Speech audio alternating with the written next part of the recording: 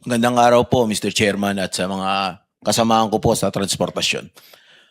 Nung magkita po kami sa hallway ng isang radio station ni Secretary Banoy, hindi po ako naniniwala sa kanya na mabibigyan niya ng ayuda ang lahat ng rider. Pero sir, maraming salamat po. Ipagpaumanhin mo ang aking hindi paniniwala sa iyong salita.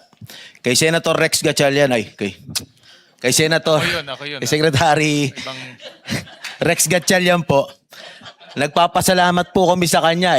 Kahit gusto niya na kaming alimurain, ay nanatili pa rin po ang pagiging mabuting taga Valenzuela niya po.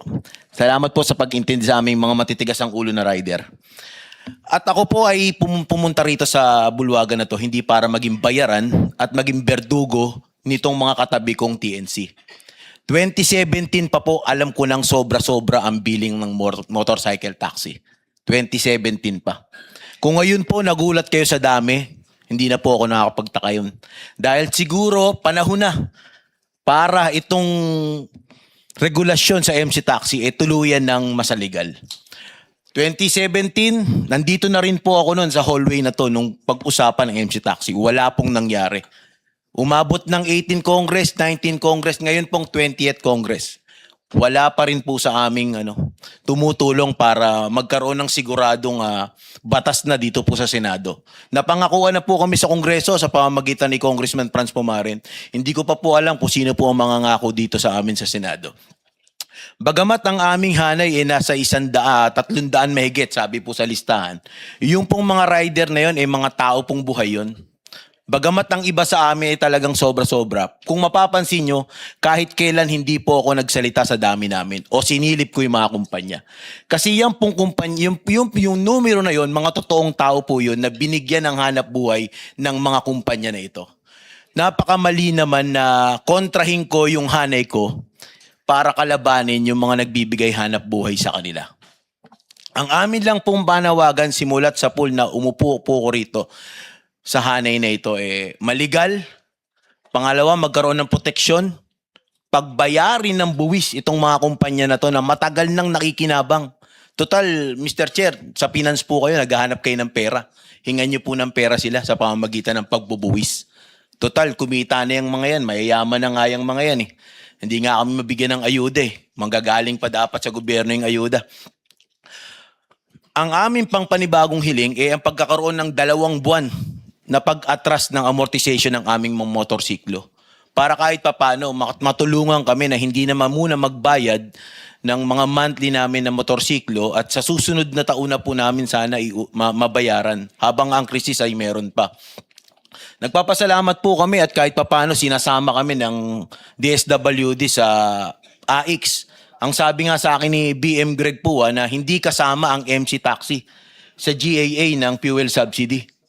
Kasi hindi kami regulated at ang pinayagan lang yung mga PEMEDES, yung mga sa delivery services. Hindi kami maisama dahil pinapabayaan kami, nagkaroon tuloy ng pagmamalabis, nagkaroon tuloy ng pang-aabuso. Ngayon ang hiling namin, tuluyan ng mapag-usapan, masaligal itong hanap buhay na to. At talagang once and for all, makinabang ang publiko.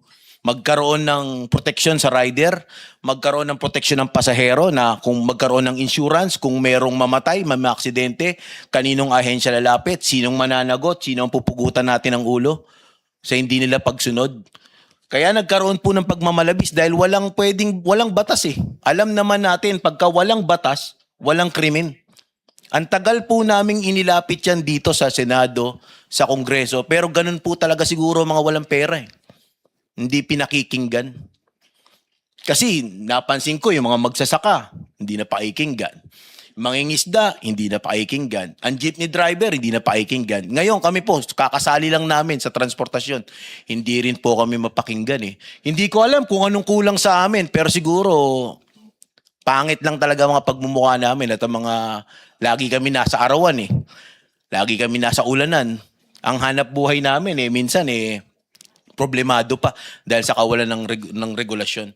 At sana ang hiling namin, ibigay sa amin ang prangkisa sa bawat isa. Yun lang po. Maraming salamat po. makakaasa kayo, Mr. Romeo, na dito po sa committee na ito ay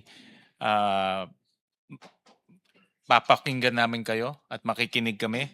Kaya nga ho, inimbitahan namin lahat po ng ating mga transportation associations. In fact, may mga naghahabol pa. Sabi ko, bigyan natin sila ng panahon para mapakinggan natin. At kami po talaga, ang aming layunin ay marinig lahat ng hinaing at suhestyon. Importante rin kung mahinaing tayo, may suhestyon rin. No? Dahil hindi natin maayos yung hinaing kung wala tayong suhestyon. So, kaya nga ho, nasabi ko nga kanina na nag-file kami ng batas para maiayos na talaga ang TNVS sector. Malaking sector to eh. No?